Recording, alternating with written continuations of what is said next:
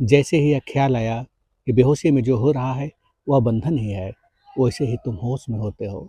तो यह संसार की ही पकड़ नहीं, बल्कि यह मैं भी मिटने लगता है।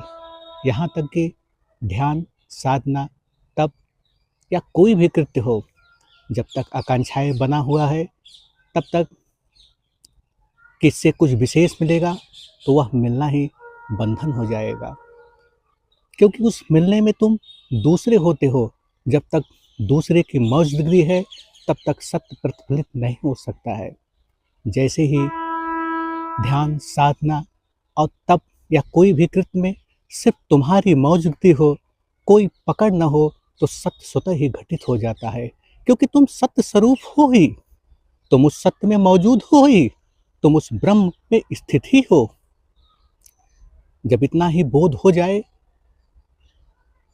तो यह दिख जाएगा कि कुछ भी पाने और कुछ भी जानने के लिए कुछ भी शेष नहीं है। यह आकांक्षाएं ही सत्य के संबंध में बाधक है।